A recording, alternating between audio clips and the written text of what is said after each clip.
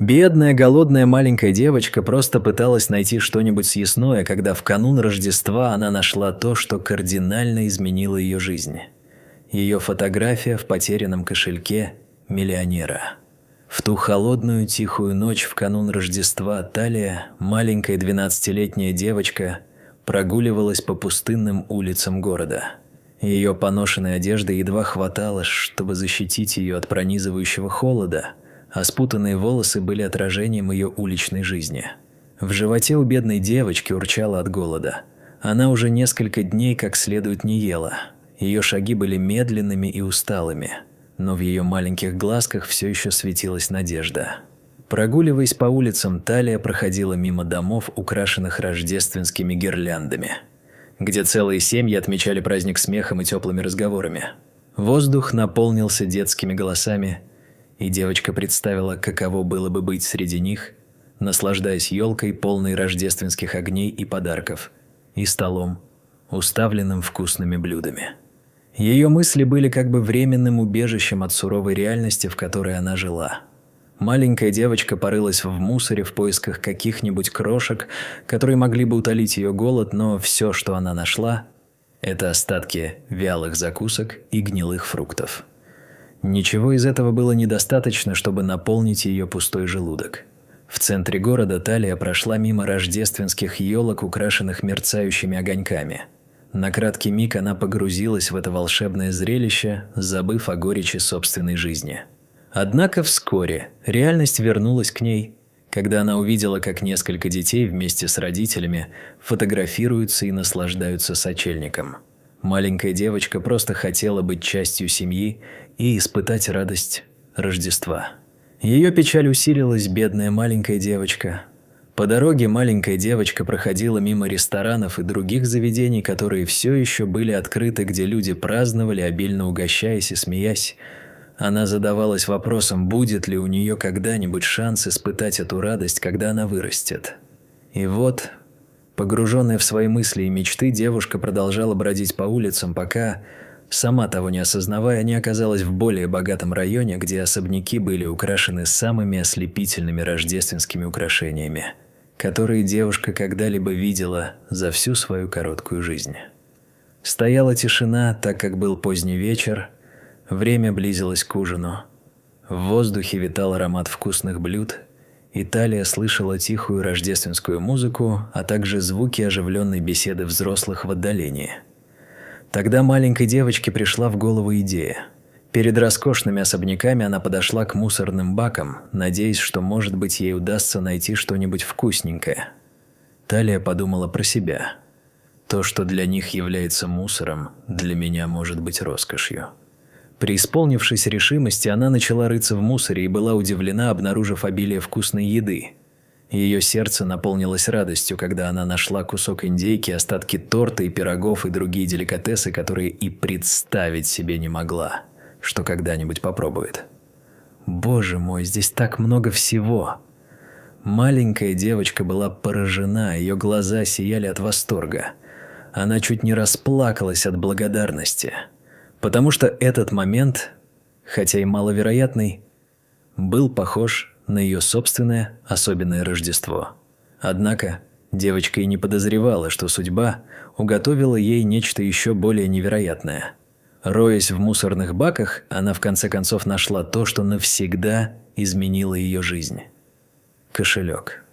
Талия отложила кошелек в сторону, потому что в тот момент ее больше всего волновал голод. Она не могла поверить, сколько еды тратят впустую богатые люди, и недоумевала с набитым ртом. Почему я никогда не приходила сюда в поисках еды? Ого, я могла бы есть здесь каждый день, подумала она, пока он жевал остатки пирога, который нашел. У маленькой девочки была невероятно трудная жизнь. Сколько она себя помнила, она родилась и выросла на улице. У нее не было родителей, и она не знала, что с ними случилось. Ее приютила группа бездомных людей, которые заботились о ней как о семье. Однако со временем члены этой группы начали расходиться, каждый в поисках более безопасного места для жизни. Этот процесс поиска более подходящих мест был известен как охота, но он был опасен, поскольку часто приводил к столкновениям с бандами или другими бездомными, уже обосновавшимися в этом районе. Многие из членов группы не вернулись. Возвращать. Маленькая девочка была единственным ребенком в группе, и они очень заботились о ней. Однажды один из бездомных, отправившийся на охоту, прибежал обратно преследуемой бандой, с которой у него были неприятности. Все члены группы в спешке разбежались в разные стороны, опасаясь нападения. Талии было велено бежать и не оглядываться, но, очевидно, девушка все видела и осталась на месте. Прибыла банда, которая все сносила и разрушала. Они подожгли единственное место, которое девочка когда-либо называла домом. Бездомные, которые были ее семьей, разбежались в разные стороны, в то время как другие, к сожалению, не избежали нападений преступников. В ужасе и отчаянии девушка бежала так быстро, как только могла, и в итоге осталась одна. Вот уже около года она жила на улицах большого города Лос-Анджелеса совершенно одна, и вероятность того, что она снова встретит членов своей группы, была близка к нулю. Талия не знала, каково это – иметь настоящую семью, с которой можно отпраздновать Рождество, но, несмотря на трудности, ее группа бездомных всегда старалась сделать сочельник более приятным, используя все, что было в их распоряжении. Это была упрощенная версия рождественского ужина. Вот почему маленькая бездомная девочка присела на корточки рядом с мусорными баками, полными еды, которая для нее была настоящим праздником, и подумала о том, чтобы пустить слезу. «Вам бы это понравилось, ребята», вспоминая своих друзей. Но именно в этот момент Вселенная решила изменить жизнь этой девочки. После.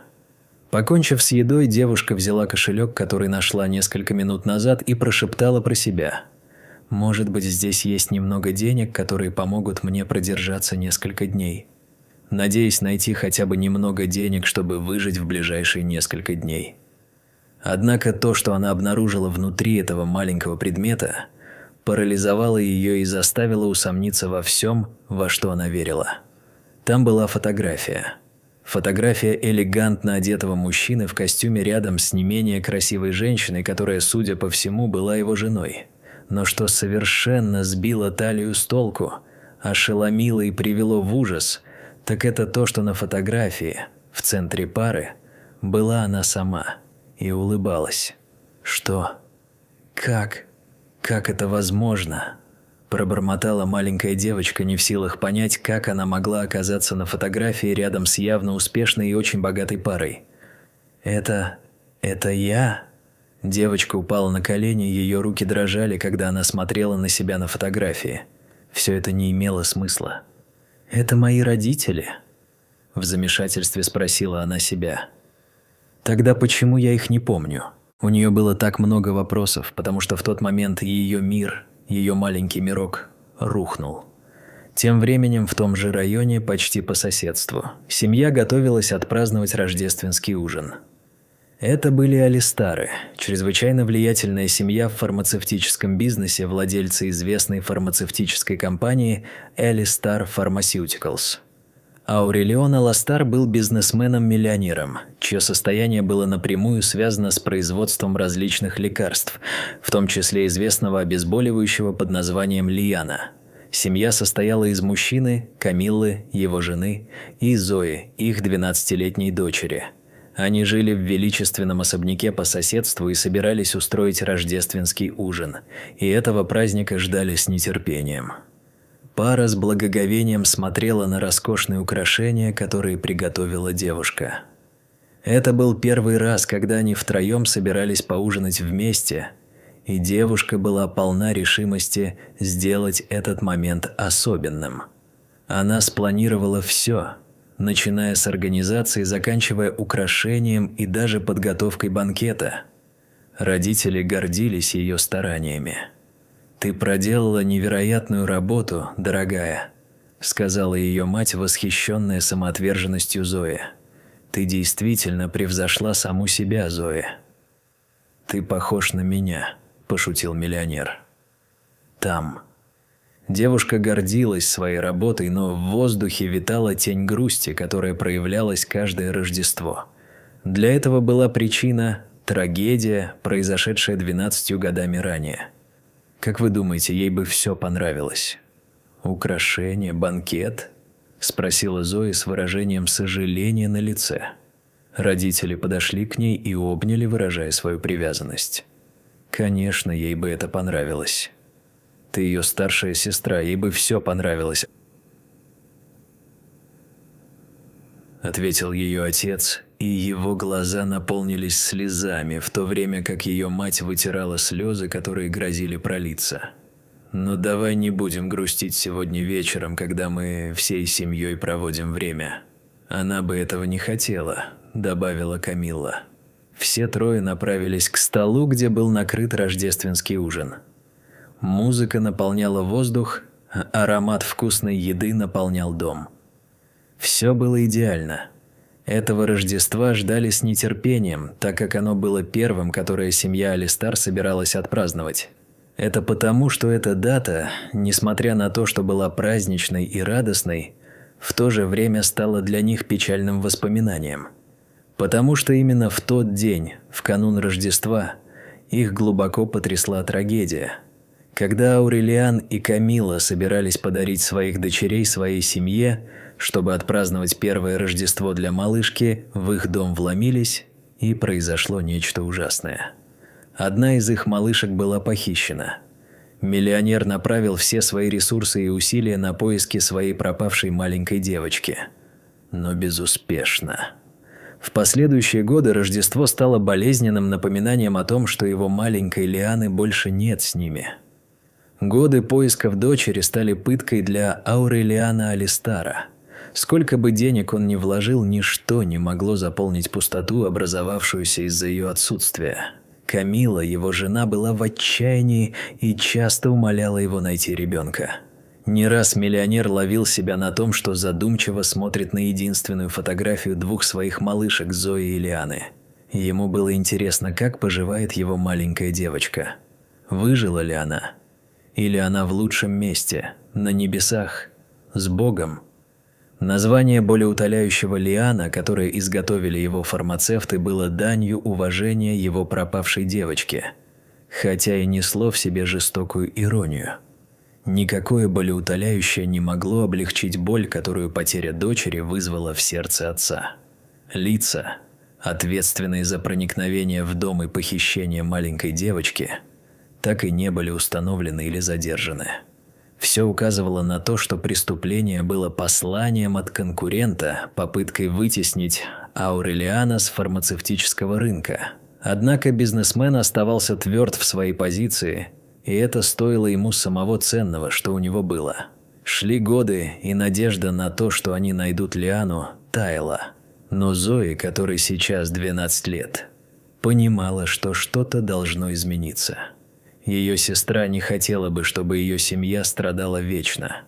Поэтому девочка уговорила родителей приготовить ужин в честь ее пропавшей сестры, мотивируя это тем, что ей будет приятно видеть, что семья живет дальше и больше не погружена в печаль. Я уверен, она бы не хотела, чтобы мы вечно грустили.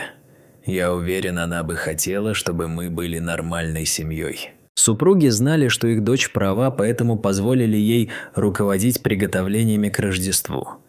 Девочка была полна энтузиазма и рассматривала этот ужин как возможность почтить память своей сестры. Однако ни Зои, ни кто-либо другой и представить себе не мог, что судьба уготовила ей и ее семье в тот сочельник. Трое членов семьи Алистар сидели за столом, готовые приступить к ужину. Отец, переполненный эмоциями, поделился несколькими словами любви и благодарности за то, что они наконец-то снова празднуют это событие всей семьей. Мать также выразила свою радость по поводу того, что они празднуют Рождество и не зацикливаются на трагедии, которая преследовала их в течение многих лет. Она была благодарна за присутствие Зои и за усилия ее дочери сделать этот вечер таким особенным. Но как только они собрались приступить к ужину, в дверь позвонили, прервав радостное настроение. Маленькая девочка удивленно спросила: «Кто бы это мог быть?» «Я никого не приглашала сегодня вечером», – Аурелиан встал и ответил, что вы можете начинать. Я сейчас вернусь. Миллионер направился к двери, недоумевая, кто это мог быть там так поздно, почти в полночь. И когда он открыл дверь, его реакцией было недоумение. И мир вокруг него исчез. Эти короткие секунды неподвижности показались ему вечностью. Остальная часть дома исчезла, когда он уставился на человека, стоявшего перед ним. Голос жены, раздавшийся изнутри, наконец вернул его к реальности. «Любимая, любимая, кто это?» Камила, видя, что мужчина не отвечает, решила пойти и проверить, но окаменела, увидев неожиданного посетителя. Это была маленькая девочка, о которой мы говорили ранее. Маленькая бездомная девочка Талия. Девушка дрожала от холода, завернувшись в свое изодранное одеяло, держа в руках кошелек миллионера. Она протянула руки и сказала: «Добрый вечер. Вы Аурелиан Алистар. Я нашла ваш кошелек в мусорном ведре.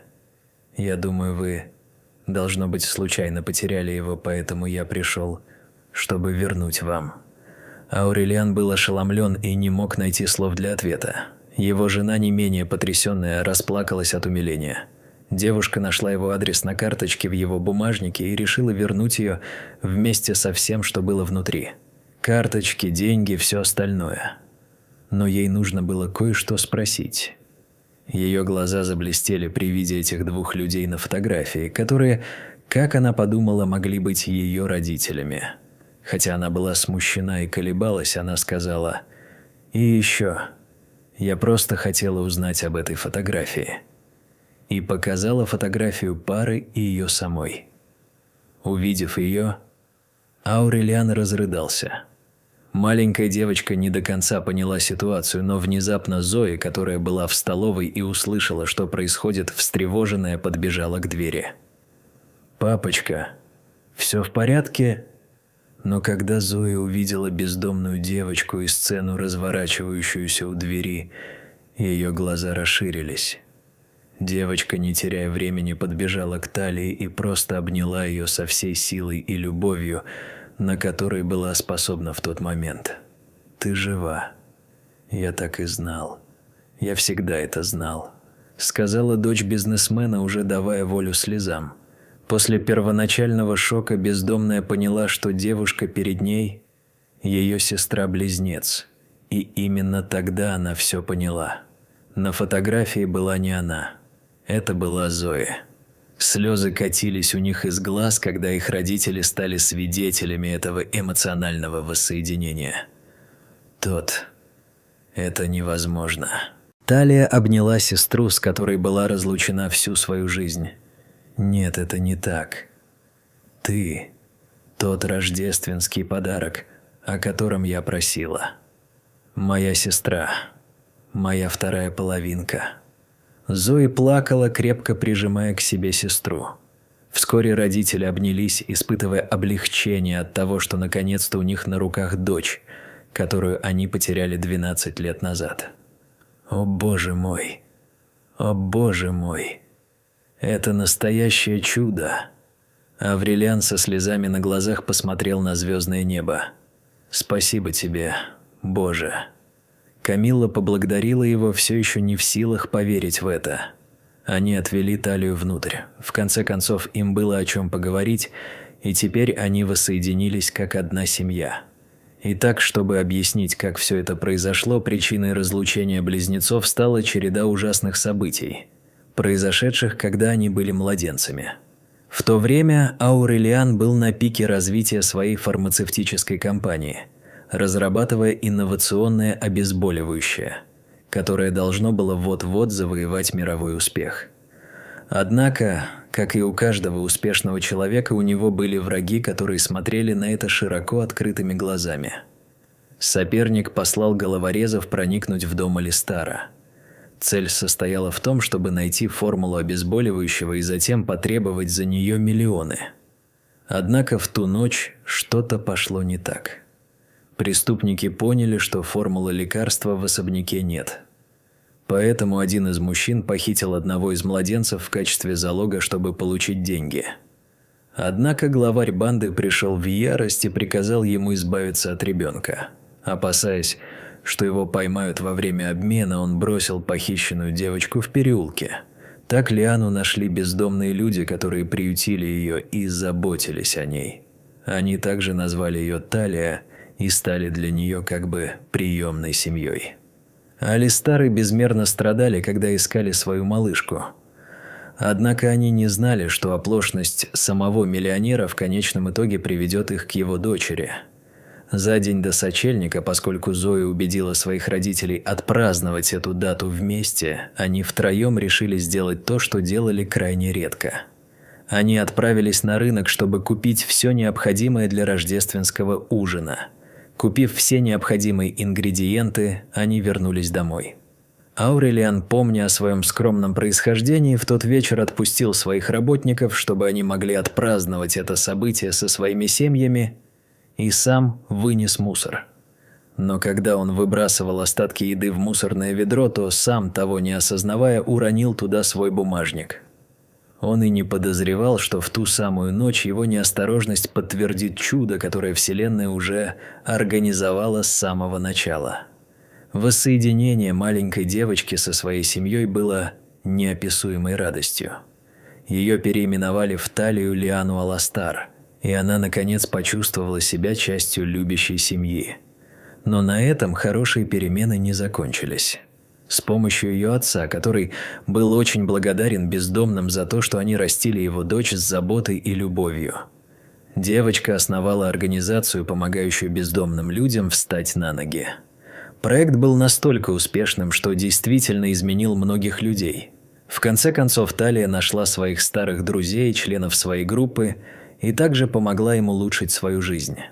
После воссоединения семья Алистар была очень счастлива, а рождественские вечера стали поистине особенным праздником, где любовь и единение отмечались беспрецедентным образом. Итак, история о маленькой уличной девочке и рождественском чуде, которое вернуло ее туда, где ей было самое место, укрепляет веру в то, что если верить, то в самую волшебную ночь в году могут произойти невероятные вещи. Если вам понравилась история, то, несомненно, следующее видео, которое появится на вашем экране, вас тоже растрогает. Не забудьте подписаться на канал, поставить большой палец вверх и активировать колокольчик для уведомлений, чтобы не пропустить ни одного из наших следующих видео. Крепко целую и увидимся в следующем сюжете.